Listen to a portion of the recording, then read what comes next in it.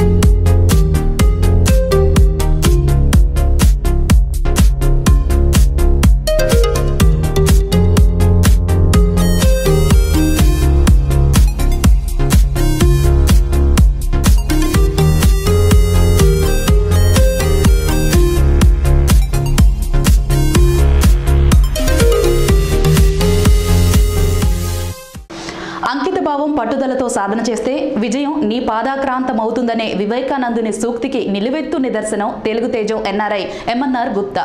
విజయాలు సాధించే మనిషిగానే కాదు, సమస్యలను సవాళ్లను పరిష్కరించే వ్యక్తిగా వర్ధిల్లు అనే భావనతో అందరికీ ఆదర్శంగా ఉంటున్న NRI project management expert MNR ఆవిష్కరిస్తున్న సరికొత్త ఆలోచనలు బ్రేకింగ్ న్యూస్ 24/7తో పంచుకున్నారు. ఆ సక్సెస్ఫుల్ ఎన్ఆర్ఐ విజయ పయనంపై మా సెలబ్రిటీ సెక్టర్ ప్రతినిధి, producer council secretary Padmini Nagulapalli గారు చేసిన స్పెషల్ ఇంటర్వ్యూ మీకోసం.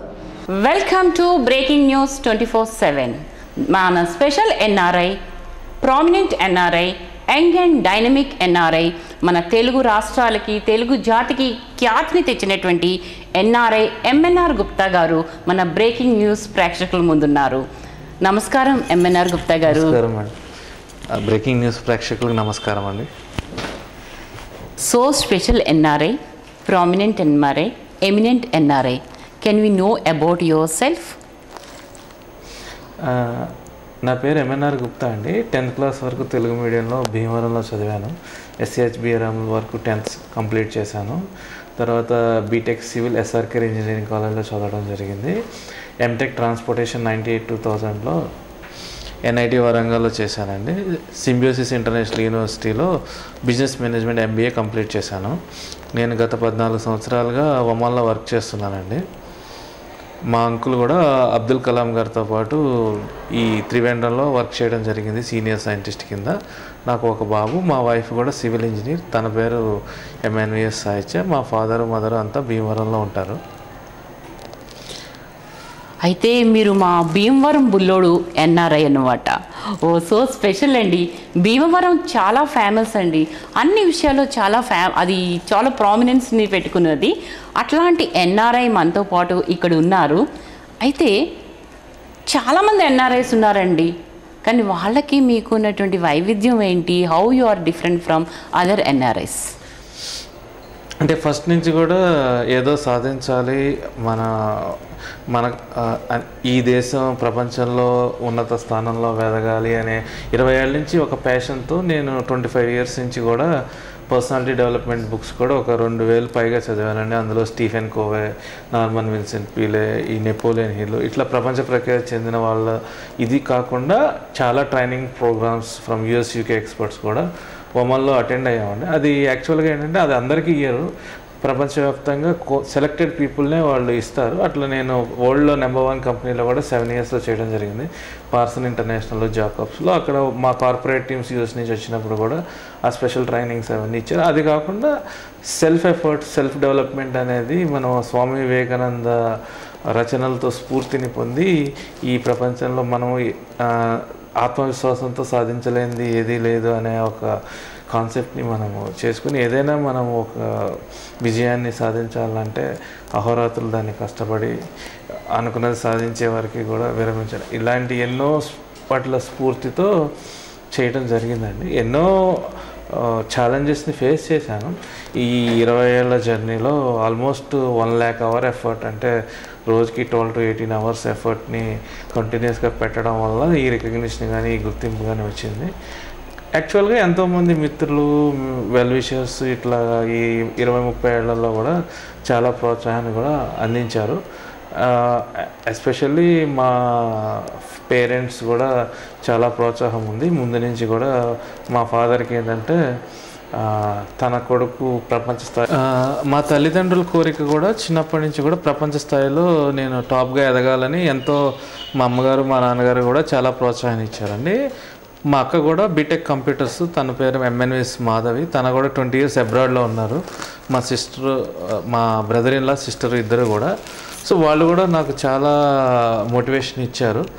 బట్ తర్వాత మ్యారేజ్ తర్వాత మా వైఫ్ కూడా తన పూర్తి సపోర్ట్తో ఎంతో మోటివేట్ చేసుకుంటూ, మా వైఫ్ కానీ మా ఫ్రెండ్స్ కానీ, ఇక్కడ కొంతమంది ప్రముఖ వ్యక్తుల పేర్లు చెప్పాల్సి ఉందండి.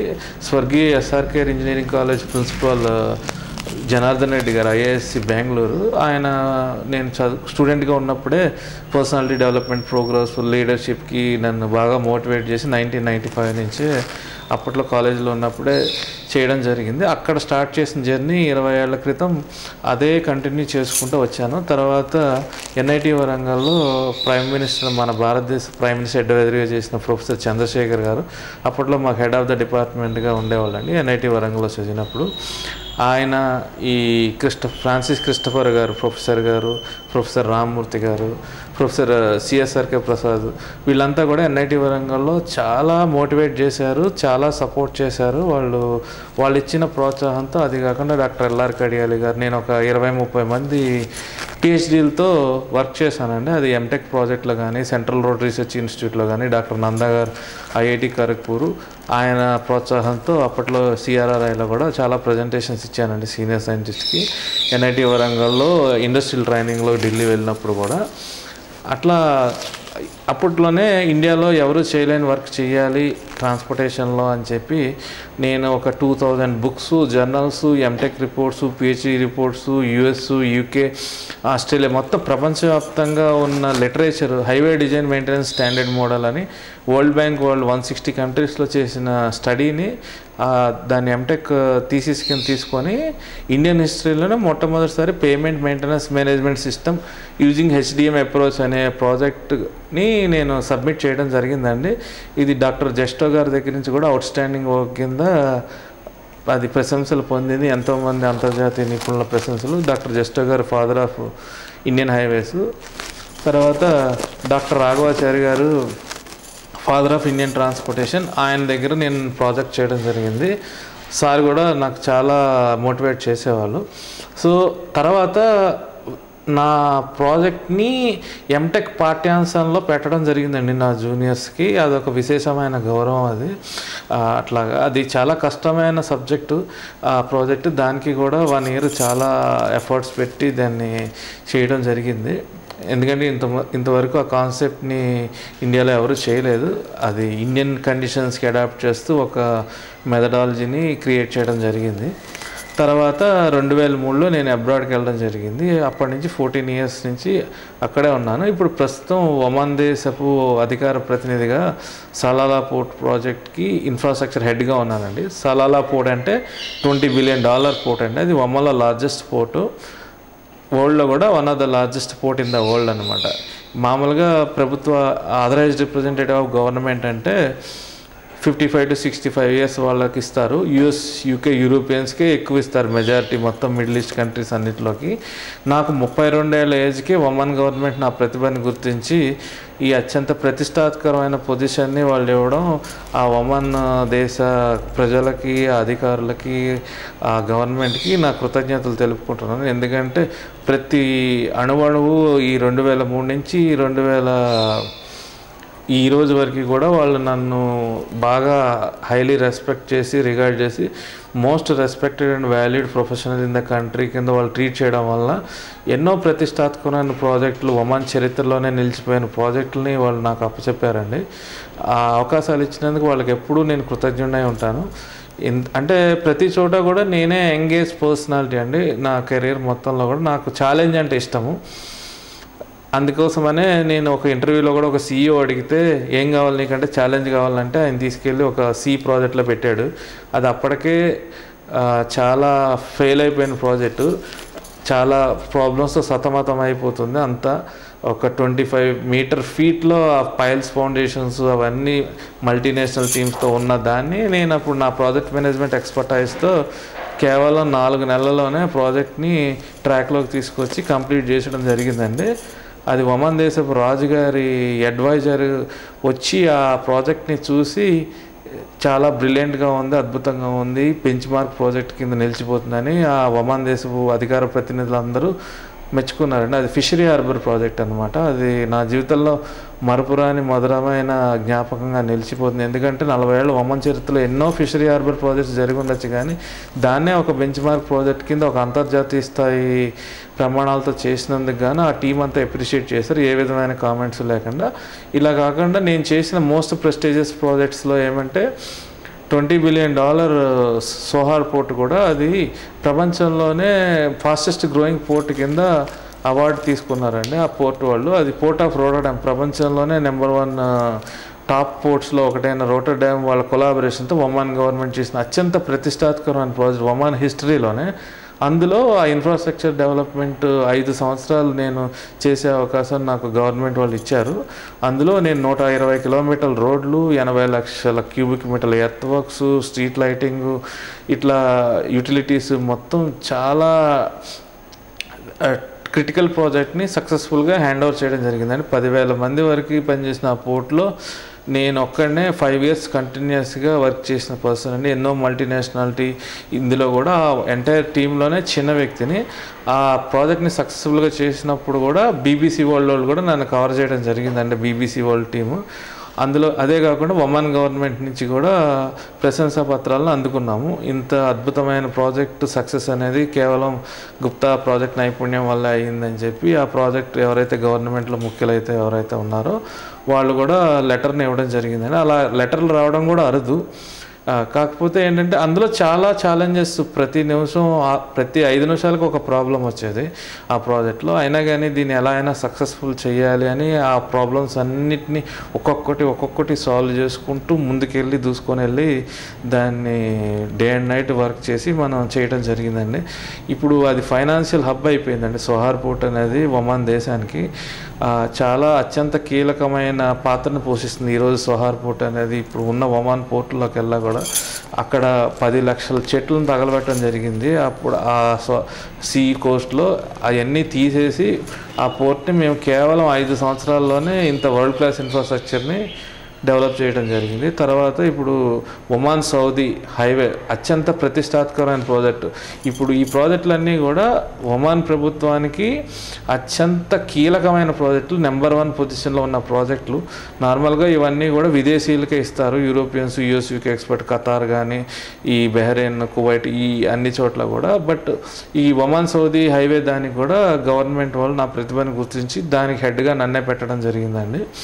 అది నేను రాకముందు 6 మంత్స్లో 15% ప్రోగ్రెస్ ఉండేది. నేను వచ్చినాక దాన్ని 6 మంత్స్లో 80% ప్రోగ్రెస్ చూసి వరల్డ్ రికార్డ్ క్రియేట్ చేశానండి.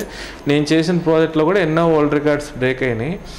నేను సోహార్ పోర్ట్లో చేసినప్పుడు కూడా మేము 10 man million hours without accident complete చేయడం జరిగింది. మా టీం అంతా కూడా 3,500 మంది టీం అండి ఆ ప్రాజెక్ట్లో. అది పార్సన్స్ హిస్టరీలోనే వరల్డ్ రికార్డ్ కింద నిలిచిపోయింది. అక్కడ మా కంపెనీ CEO నుంచి కూడా అవార్డు తీసుకున్నాను. తర్వాత షెల్ వాళ్ళది ప్రాజెక్ట్లో చేసినప్పుడు కూడా మేము ఆయిల్ అండ్ గ్యాస్లో 13 million hours అచీవ్ చేసాం. అది కూడా షెల్లో వరల్డ్ రికార్డ్ క్రియేట్ చేయడం జరిగింది.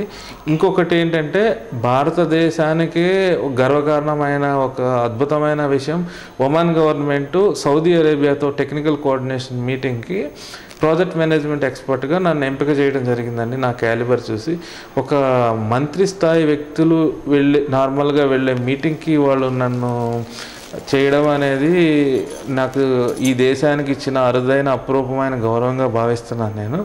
నేను అటెండ్ అయ్యాను ఆ మీటింగ్ని.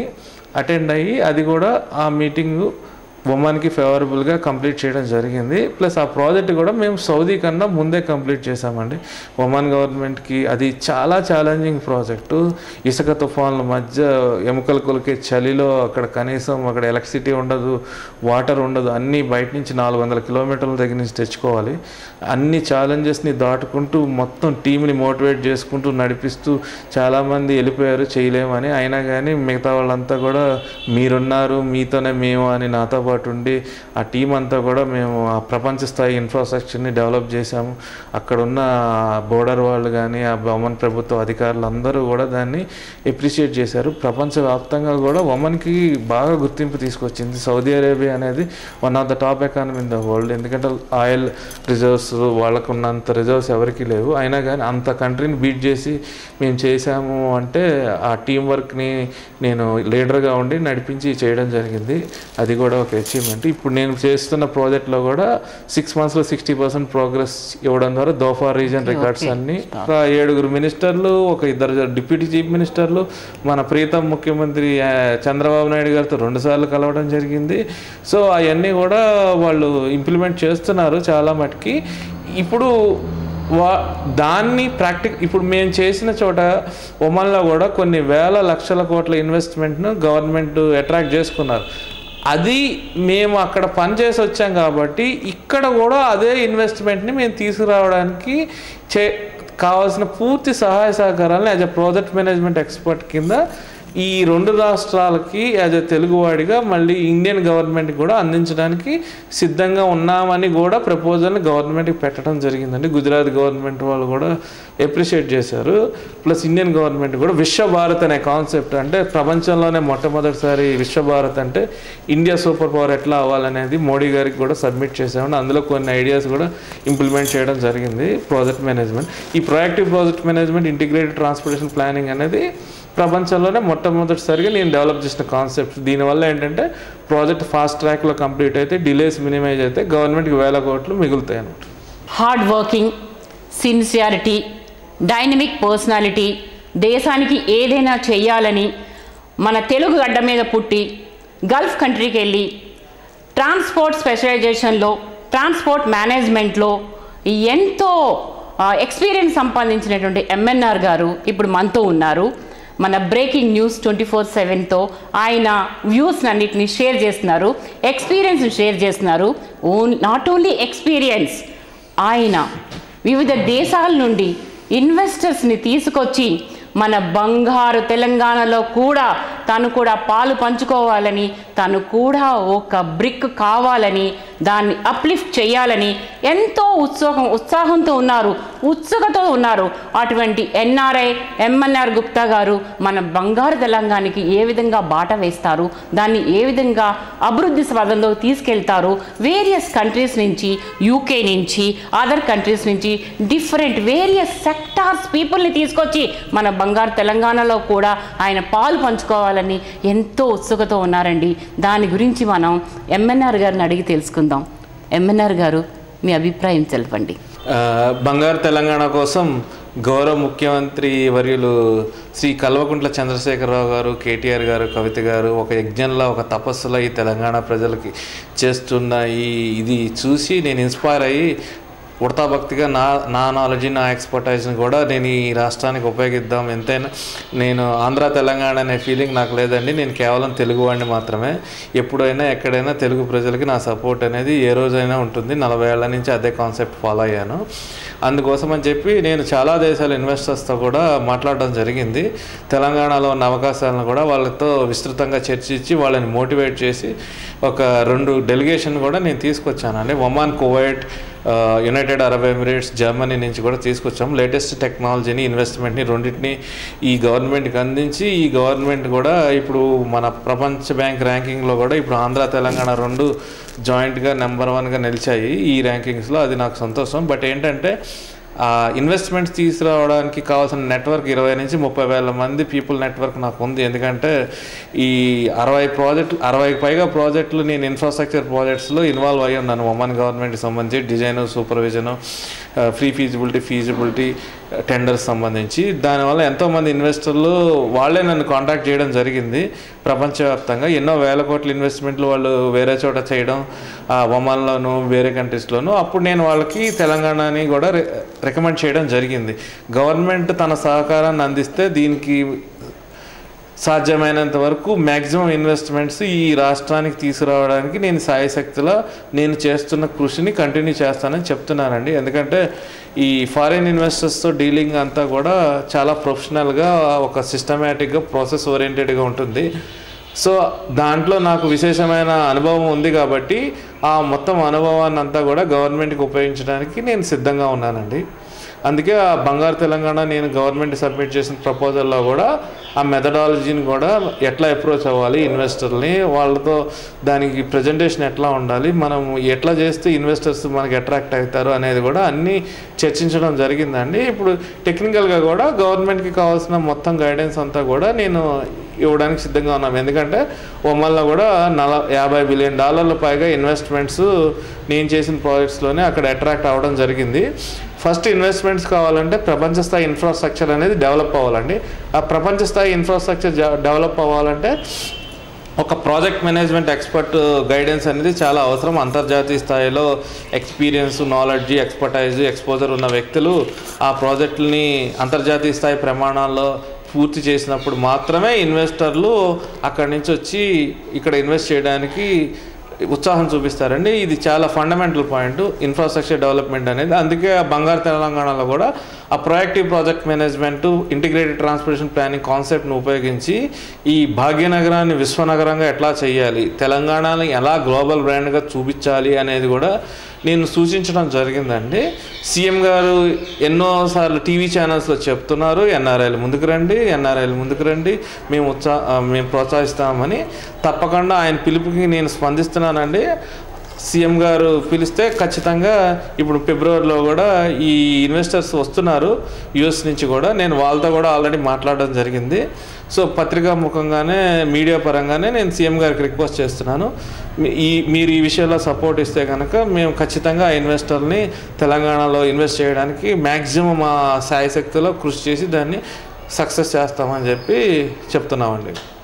ఎంఎన్ఆర్ గారు, మీరు స్వామి వివేకానంద స్ఫూర్తితో, మీ పేరెంట్స్ ఇన్స్పిరేషన్తో, వాళ్ళ సపోర్ట్తో ఎంటెక్ చదువుకున్నారు, ఎంబీఏ చేశారు, ఇంకా ప్రాజెక్ట్ స్పెషలైజేషన్లో ఎక్స్పర్ట్గా అయ్యారు. అయితే ఈ టాలెంట్ అందరినీ ఒక తెలుగువాడిగా మనకు తెలుగు రాష్ట్రాలకు అందించకుండా గల్ఫ్ కంట్రీస్కి ఎందుకు వెళ్ళి అక్కడ మీరు ఇంత వర్క్ చేసి వాళ్ళ కంట్రీని, అంటే గల్ఫ్ కంట్రీని 2015లో వరల్డ్లోనే నెంబర్ 10 స్థానానికి తీసుకెళ్ళినటువంటి అత్యంత ప్రతిభావంతుడు మీరు. ఆ టాలెంట్ అంతా మనకు ఉపయోగిస్తే బాగుండు. దానికి మీరేం చెప్తారు నాకు?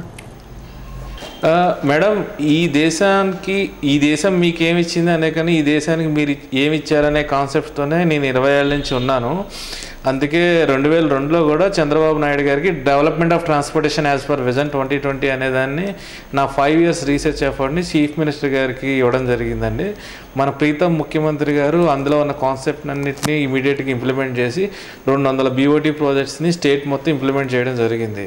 అది 2002 అక్టోబర్లో ఇచ్చిన తర్వాత ఆంధ్రప్రదేశ్లో ఇన్ఫ్రాస్ట్రక్చర్ ఎంత డెవలప్ అయిందో మీరు చూశారు. నేను అబ్రాడ్ వెళ్ళే ముందు కూడా ఇండియాలో ఉన్న అందరు చీఫ్ మినిస్టర్లకి, ప్రైమ్ మినిస్టర్కి, ప్రెసిడెంట్ ఆఫ్ ఇండియాకి, నేషనల్ హైవే అథారిటీ ఆఫ్ ఇండియాకి ఈ ఇన్ఫ్రాస్ట్రక్చర్ అనేది మొత్తం కంట్రీ మొత్తం డెవలప్ అవ్వాలని వాళ్ళందరికీ మెయిల్స్ పెట్టి అప్పుడే నేను వెళ్ళిపోయానండి. నా కంట్రీని నేను మర్చిపోలేదు. నేను చేయాల్సిన బాధ్యత నేను ఎప్పుడూ చేస్తూనే ఉన్నా. అక్కడ ఉంటున్నా కూడా నేను మధ్యలో వచ్చి రాజశేఖర రెడ్డి గారిని, రోషయ్య గారిని కూడా కలిసి ఈ జలయజ్ఞం ప్రాజెక్ట్స్కి కంప్లీట్ చేయడానికి కావాల్సిన పూర్తి సహాయ సహకారాలని, ప్రాజెక్ట్ మేనేజ్మెంట్ ఎక్స్పర్టైజ్ని కూడా అందిస్తామని చెప్పడం జరిగిందండి. తర్వాత మిషన్ అమరావతి అని చెప్పి అమరావతిని ప్రపంచ స్థాయి క్యాపిటల్గా ఎట్లా చేయాలి అనే దానికోసం అని చెప్పి నా 1 lakh అవర్ ఎఫర్ట్ అండి. ఇది 200 కంట్రీస్ రీసెర్చ్ని తీసుకొని 80 లైవ్ ప్రాజెక్ట్స్ ఇండియా ఒమాన్లో తీసుకొని ఆ కాన్సెప్ట్ని చీఫ్ మినిస్టర్ గారికి స్వయంగా అందజేయడం జరిగిందండి. దాన్ని చేయడం ద్వారా మనము విశేషంగా ఈ ఇన్వెస్టర్స్ని ప్రపంచవ్యాప్తంగా అట్రాక్ట్ చేసుకోగలగడం, ప్లస్ ఈ స్టేట్ కూడా ఎకనామికల్గా ఇండియాలో నెంబర్ 1 ఎట్లా అవ్వాలి అనేది కూడా పాసిబుల్ అవుతుందండి. నేను ట్రాన్స్పోర్ట్ ఎకనామిస్ట్ని కూడా. మన ప్రీతం ముఖ్యమంత్రి గారు నా కాన్సెప్ట్స్ని ఎప్పటికప్పుడు ఆయన ఇంప్లిమెంట్ చేస్తూనే ఉన్నారని నా ఫ్రెండ్స్ ద్వారా తెలుసుకున్నానండి. ఎందుకంటే integrated transportation planning, proactive project management, ఒక 110 పేజీల రిపోర్ట్ని గవర్నమెంట్కి ఇచ్చామండి. అదే కాకుండా వైజాగ్లో ఇన్వెస్టర్ సమితి ఏదైతే చేశారో ఆ కాన్సెప్ట్ కూడా మీనా రీజియన్లో చేయమని చెప్పి చీఫ్ మినిస్టర్ గారి ఆఫీస్కి కూడా మనం పంపించడం జరిగింది. అది పంపించినాక దాన్ని కూడా పరిగణలోకి తీసుకొని వైజాగ్లో ఇన్వెస్టర్ సమిట్ చేయడం జరిగింది. నాకు చాలా సంతోషదాయకం. ఇట్లాంటి చీఫ్ మినిస్టర్ ఈ స్టేట్కి ఉండి ఇంత ప్రోత్సాహాన్ని అందిస్తున్నందుకు ఆయనకి సర్వదా కృతజ్ఞనై ఉంటాను. ఇదే కాకుండా కేసీఆర్ గారికి గవర్నమెంట్కి కూడా బంగారు తెలంగాణ అనేది సబ్మిట్ చేశాము. బంగారు తెలంగాణ కానీ మిషన్ అమరావతి కానీ ఏదైనా కానీ ఇన్ఫ్రాస్ట్రక్చర్ డెవలప్మెంట్ ద్వారా ప్రాక్టికల్గా దాన్ని ఎలా చేసుకోవాలి, జీడిపిని ఎలా పెంచుకోవాలి, ఎకనామిక్ గ్రోత్ని ఎట్లా తెచ్చుకోవాలి, ఎంప్లాయ్మెంట్ ఆపర్చునిటీస్ని ఎట్లా మనము ఇంక్రీజ్ చేసుకోవాలి, source of income for the గవర్నమెంట్ని ఎట్లా ఇది చేసుకోవాలి అనేది దాని ఇండియన్ కాంటెస్ట్లో తెలంగాణ పరిస్థితులకి ఆంధ్ర పరిస్థితులకి అన్వయిస్తూ నేను ఇవ్వడం జరిగిందండి. నేను వెళ్ళి నా ఒక 50 మీటింగుల దాకా అటెండ్ అయ్యాను. లాస్ట్ ఇయర్ ఒక 7 మినిస్టర్లు, ఒక 2 డిప్యూటీ చీఫ్ మినిస్టర్లు, మన ప్రీతం ముఖ్యమంత్రి చంద్రబాబు నాయుడు గారితో 2 సార్లు కలవడం జరిగింది. సో అవన్నీ కూడా వాళ్ళు ఇంప్లిమెంట్ చేస్తున్నారు చాలా మటుకి. ఇప్పుడు దాన్ని ఇప్పుడు మేము చేసిన చోట ఒమన్లో కూడా కొన్ని వేల లక్షల కోట్ల ఇన్వెస్ట్మెంట్ను గవర్నమెంట్ అట్రాక్ట్ చేసుకున్నారు. అది మేము అక్కడ పనిచేసి వచ్చాం కాబట్టి ఇక్కడ కూడా అదే ఇన్వెస్ట్మెంట్ని మేము తీసుకురావడానికి కావాల్సిన పూర్తి సహాయ సహకారాలను as a project management expert కింద ఈ 2 రాష్ట్రాలకి యాజ్ ఎ తెలుగువాడిగా మళ్ళీ ఇండియన్ గవర్నమెంట్కి కూడా అందించడానికి సిద్ధంగా ఉన్నామని కూడా ప్రపోజల్ని గవర్నమెంట్కి పెట్టడం జరిగిందండి. గుజరాత్ గవర్నమెంట్ వాళ్ళు కూడా అప్రిషియేట్ చేశారు. ప్లస్ ఇండియన్ గవర్నమెంట్ కూడా విశ్వభారత్ అనే కాన్సెప్ట్, అంటే ప్రపంచంలోనే మొట్టమొదటిసారి విశ్వభారత్ అంటే ఇండియా సూపర్ పవర్ ఎట్లా అవ్వాలనేది మోడీ గారికి కూడా సబ్మిట్ చేసామండి. అందులో కొన్ని ఐడియాస్ కూడా ఇంప్లిమెంట్ చేయడం జరిగింది. ప్రాజెక్ట్ మేనేజ్మెంట్, ఈ proactive project management, integrated transportation planning అనేది ప్రపంచంలోనే మొట్టమొదటిసారిగా నేను డెవలప్ చేసిన కాన్సెప్ట్. దీనివల్ల ఏంటంటే ప్రాజెక్ట్ ఫాస్ట్ ట్రాక్లో కంప్లీట్ అయితే, డిలేస్ మినిమైజ్ అయితే గవర్నమెంట్కి 1000 కోట్లు మిగులుతాయి అన్నమాట. ఎంఎన్ఆర్ గారు, మీరు ఎప్పుడు ఇన్ఫ్రాస్ట్రక్చర్ ఎక్స్పెక్టైజేషన్, transport export and different fields గురించి మాట్లాడుతున్నారు. అయితే మన ఇండియాలో చాలా యాక్సిడెంట్స్ ఎప్పుడు జరుగుతూ ఉంటుంది. Transportation means you know that all 4 ways. ఈ 4 waysలోని మీకు డిఫరెంట్ ఫీల్డ్స్లో ఎక్స్పీరియన్స్, నాలెడ్జ్ అంతా ఉంది. అయితే we have to reduce the accidents in our country. How you will share your experience comparing our country with Oman country? అక్కడ ఎక్కువ accidents ఉంటాయా, ఇక్కడ ఎక్కువ యాక్సిడెంట్స్ ఉంటాయా? అక్కడ కంట్రీ యొక్క పాపులేషన్, ఇక్కడ కంట్రీ యొక్క పాపులేషన్, ఎస్పెషలీ మన హైదరాబాద్ పాపులేషన్, ఈ ట్రాన్స్పోర్ట్ మనకి ఎక్కువగా ఎక్కడికైనా రీచ్ అవ్వాలంటే 2 hours 3 hours చేసుకుంటుంది. ఈ యాక్సిడెంట్స్ని కూడా మనం రెడ్యూస్ చేసినట్లయితే ఎంతోమంది ప్రాణాలని కాపాడడానికి మనకి ఉపయోగపడుతుంది. దాన్ని మీరు షేర్ చేసినట్లయితే మా బ్రేకింగ్ న్యూస్ 24/7 ప్రేక్షకులు వింటారు. మేడం, రోడ్ సేఫ్టీ గురించి కూడా ఒమాన్ గవర్నమెంట్కి నేను ఇచ్చిన ప్రపోజల్స్ వల్ల అక్కడ 25% యాక్సిడెంట్స్ తగ్గినాయి. అక్కడ one of the highest accidents in the world, 1,21 మంది చనిపోతారు. అందులో నేను ఇచ్చిన కీ ఐడియాస్ని గవర్నమెంట్ ఇంప్లిమెంట్ చేసింది. ఇప్పుడు రోడ్ యాక్సిడెంట్కి 4 కారణాలు ఉంటాయండి. ఒకటి మొబైల్ మాట్లాడుతూ డ్రైవ్ చేసుకోవడం, ఒకటి తాగి డ్రైవ్ చేయడం, ఒకటి పూర్ జామెట్రిక్ డిజైన్ ఒకటి ఉంటుంది, కేర్లెస్ డ్రైవింగ్ ఒకటి ఉంటుంది. అంటే ఈ డ్రైవరు ఈ అన్నిట్లో మేజర్ రీజన్స్లో మెయిన్ ఏంటంటే డ్రైవరు బ్యాడ్ యాటిట్యూడ్, కేర్లెస్నెస్ మూల వాడు వస్తూ పక్కన వాళ్ళు కూడా చంపేస్తూ ఉంటాడు. మెయిన్ ఏంటంటే ల్యాక్ ఆఫ్ అవేర్నెస్, ఎడ్యుకేషన్ అనేది మెయిన్ రీజన్ అండి. ఇక్కడ అన్ఎడ్యుకేటెడ్ డ్రైవర్స్ వాళ్ళు ట్రాఫిక్ రూల్స్ రెగ్యులేషన్స్ ఫాలో అవ్వకపోవడం వల్ల మిగతా వాళ్ళని కూడా ప్రాణాలు తీస్తున్నారు. దానికి మేమేం చెప్పామంటే ఎఫ్ఎం రేడియో ద్వారా, టీవీ ద్వారా చాలా అవేర్నెస్ ప్రోగ్రామ్స్ అయ్యి సోషల్ ఎన్జిఓస్ ద్వారా క్రియేట్ చేయడం ఒకటి. తర్వాత స్కూల్ సిలబస్లో, కాలేజ్ సిలబస్లో దాన్ని ఒక పాఠ్యాంశం కింద చేయడం అనేది ఒక రికమెండేషన్. ఇంకొకటి ఏదైతే ట్రైనింగ్ ఇన్స్టిట్యూట్స్ ఉన్నాయో వాళ్ళకి కూడా ఒక స్టాండర్డ్స్ పెట్టి ఆ ట్రైనింగ్ వాళ్ళకు కూడా ఒక అంతర్జాతీయ స్థాయి ట్రైనింగ్ వాళ్ళ స్థాయిని పెంచేలాగా కాంపిటెన్స్ లెవెల్స్ని పెంచి గ్రేడేషన్ ఇవ్వమని అదొక ప్రపోజల్ పెట్టానండి.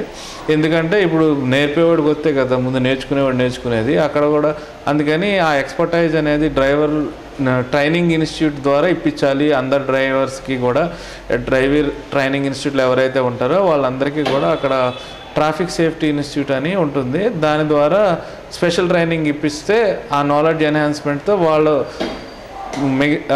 కొత్తగా నేర్చుకునే వాళ్ళు కూడా చేస్తారని చెప్పడం జరిగింది. అట్లా మనము ఈ అవేర్నెస్ క్రియేట్ చేయడం ద్వారా డ్రైవర్స్ని ఎడ్యుకేట్ చేయడం ద్వారా కూడా చాలా వరకు మనము తగ్గించండి యాక్సిడెంట్. నేను 4 lakh కిలోమీటర్ వరకు నేను మమ్మల్ని డ్రైవ్ చేశాను మైసెల్ఫ్ 10 years నుంచి కూడా.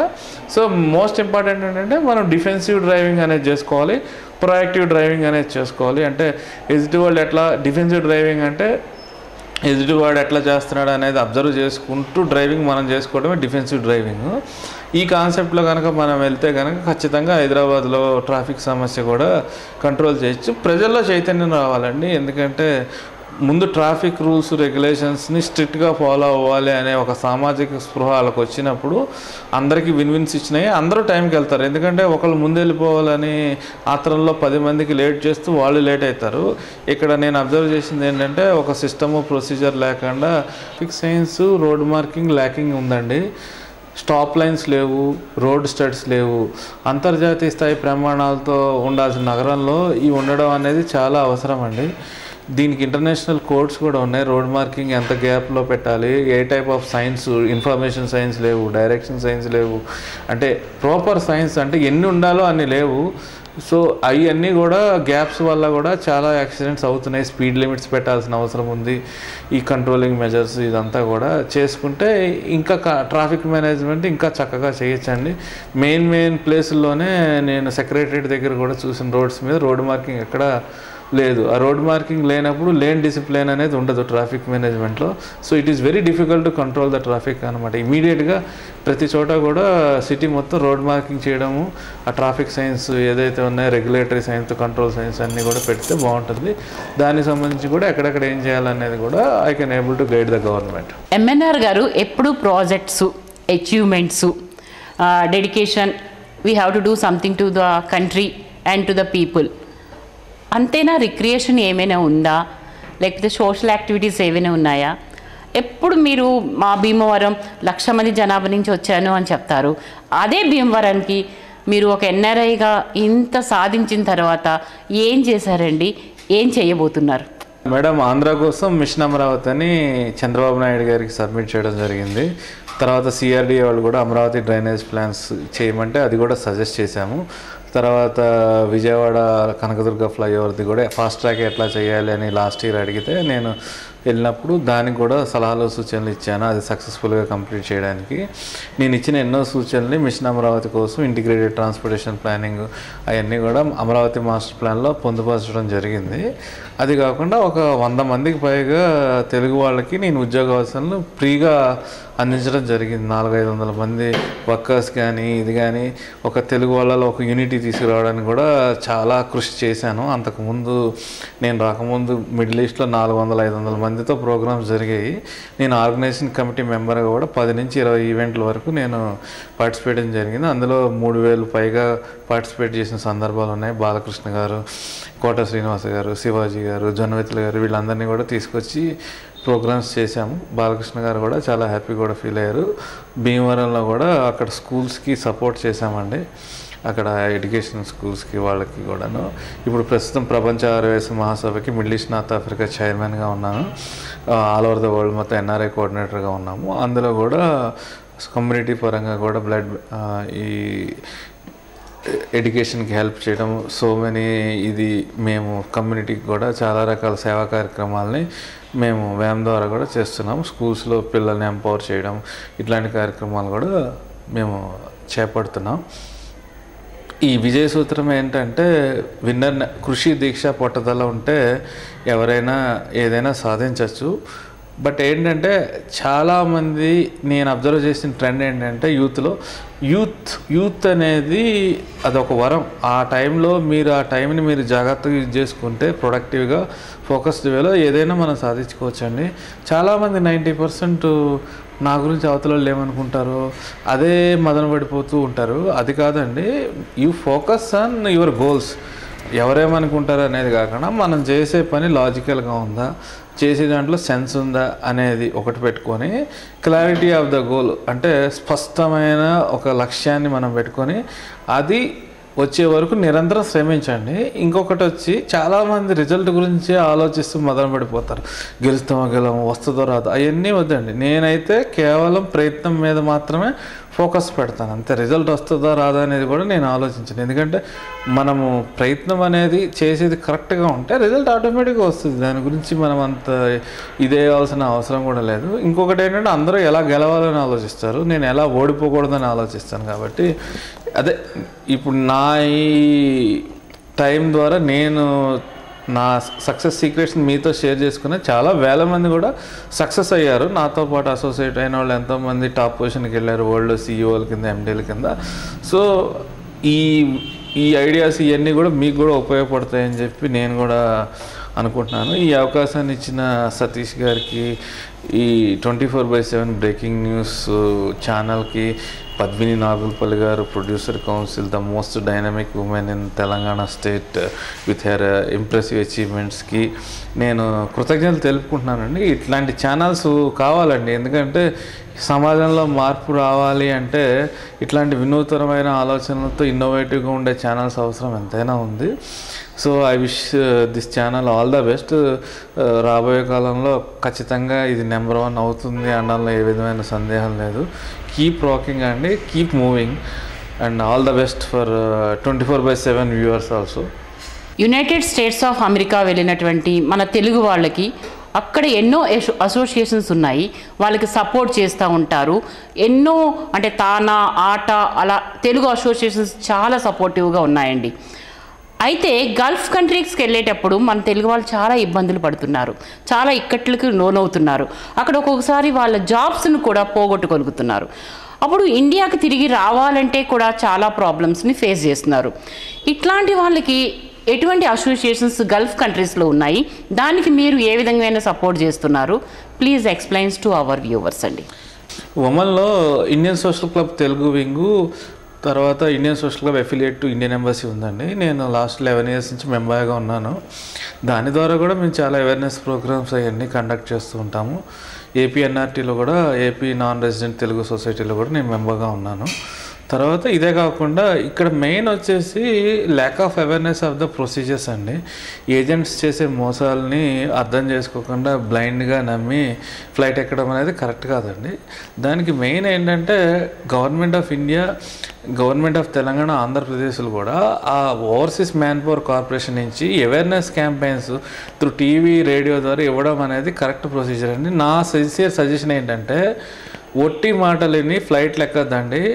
పక్కా ఆఫర్ లెటర్ వస్తే కానీ మీరు పక్కా వీసా రాకుండా మీరు దయచేసి గల్ఫ్కి రావద్దండి. ఇప్పుడు తాగి డ్రైవ్ చేస్తే హైదరాబాద్లో అయినా జైల్లో వేస్తారు, ఒమన్లో అయినా జైల్లో వేస్తారు.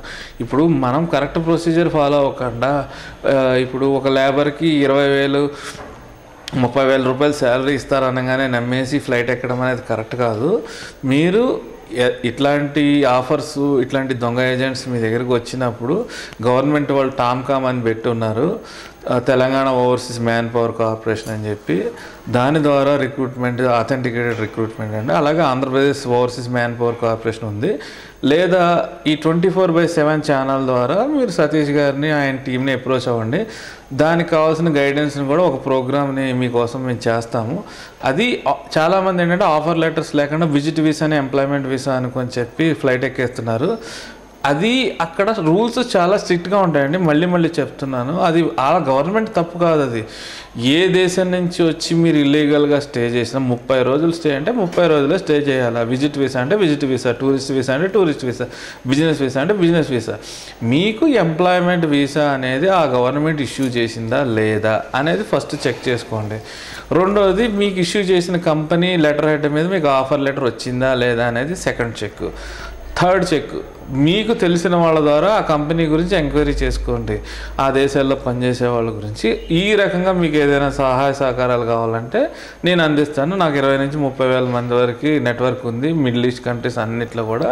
సో ఎట్లా ఏమైనా స్పెసిఫిక్ కేసులు ఉంటే ప్రొయాక్టివ్గా ఉండండి. ముందే ఫ్లైట్ ఎక్కే ముందే అన్ని రకాలుగా చెకింగ్స్ చేసుకొని అన్నీ కన్ఫర్మ్ చేసుకొని మంచి ఆఫర్ అయితేనే రండి, లేకపోతే రావద్దండి. ఎందుకంటే చాలామంది ఏం చేస్తున్నారంటే తక్కువ వాళ్ళు ఏజెంట్లు 30,000 40,000 రూపాయలు ఇస్తామని చెప్పి తీసుకొస్తారు. అక్కడికి వచ్చినాక 5,000 10,000 శాలరీ ఇచ్చేసరికి వాళ్ళు పారిపోతున్నారు. అట్లా చేయొద్దండి. మీరు పారిపోతే జైల్లో వేసేస్తారు. ఎందుకంటే ఇండియాలాగా కాదు, అక్కడ స్ట్రిక్ట్గా ప్రతి లా అనేది 100% వాళ్ళు ఇంప్లిమెంట్ చేస్తారు. కాబట్టి తర్వాత వచ్చి కేసీఆర్ గారు మాకు ఏదైనా చేయండి, చంద్రబాబు గారు ఏం చేయండి అంటే వాళ్ళని అడిగి చేశారా వీళ్ళు పారిపోయేది? వాళ్ళు వచ్చి వాళ్ళని సహకరించడానికి మమ్మల్ని పట్టించుకోవట్లేదు, మమ్మల్ని చేయట్లేదు అని ఊరికి ఆరోపణలు చేస్తారు. అట్లా కాదండి. గవర్నమెంట్ పెట్టింది ఓవర్సీస్ మ్యాన్ పవర్ కార్పొరేషన్లు ఇవన్నీ. ఎన్ఆర్ఐ మినిస్టర్లు ఊరికే చెప్తానే ఉన్నారు ప్రతిసారి కంప్లై చేయండి అని చెప్పి. మీరు గవర్నమెంట్కి కొంచెం కోఆపరేట్ చేయండి. పబ్లిక్ కూడా పేరాసకు పోయి దురాశకు పోయి ఇట్లాంటి పనికిమాలిన ఆఫర్లన్నీ తీసుకొని గవర్నమెంట్కి బ్యాడ్ నేమ్ తీసుకురాకండి. ఎందుకంటే గవర్నమెంట్లు చెప్పిన మాట కూడా వాళ్ళు వినరు. ఎందుకంటే వాళ్ళ లా ప్రకారం వాళ్ళు చేసుకుంటూ పోతారు. కాబట్టి ప్రాపర్ గైడెన్స్ తీసుకొని మీరు రిక్రూట్మెంట్లోకి వెళ్ళే ముందు స్టెప్ తీసుకుంటే ఇలాంటి ప్రాబ్లమ్స్ 100% రాకుండా చేయొచ్చండి. గల్ఫ్ కంట్రీస్కి సగటు భారతీయుడు ఎన్నో ఆశలతో వెళ్తూ అక్కడ ప్రాబ్లమ్స్ని ఫేస్ చేస్తున్నారు. దానికి ఎంఎన్ఆర్ గారు మంచి ఇన్స్ట్రక్షన్స్ సలహాలు ఇచ్చారు. Prevention is better than cure. దళారిని నమ్మొద్దు, బ్రోకర్ మాటలు విని మీరు అక్కడికి వెళ్ళి మోసపోవద్దు. పక్కాగా మీకు అపాయింట్మెంట్ ఉన్నప్పుడే గల్ఫ్ కంట్రీస్లోకి వెళ్ళి అక్కడ జాబ్స్ చేసి మీరు మంచిగా మన భారతీయుడిగా తిరిగి రావాలని ఆయన మంచి ఇన్స్ట్రక్షన్స్ బ్రేకింగ్ న్యూస్ 24/7 ద్వారా తెలియజేశారు. It's really a fantastic experience. You have shared your experiences with us with Breaking News 24/7. అయితే సంక్రాంతి పండుగ వస్తుంది. సంక్రాంతి అంటేనే సంతోషం, సంక్రాంతి అంటేనే సంబరాలు, సంక్రాంతి అంటేనే ముగ్గులు, సంక్రాంతి అంటేనే పిండి వంటలు, సంక్రాంతి అంటేనే పాడి పంటలు. ఈ సంక్రాంతికి మీరు అనుకున్నవన్నీ తప్పగా జరగాలని మా బ్రేకింగ్ న్యూస్ 24/7 ద్వారా మేము కోరుకుంటున్నాం. మీరు వచ్చి ఇక్కడ మాకు ఇన్ని విషయాలు షేర్ చేస్తున్నందుకు really we're very happy. It's a nice experience to share your experiences and views with our channel. Thank you one and all.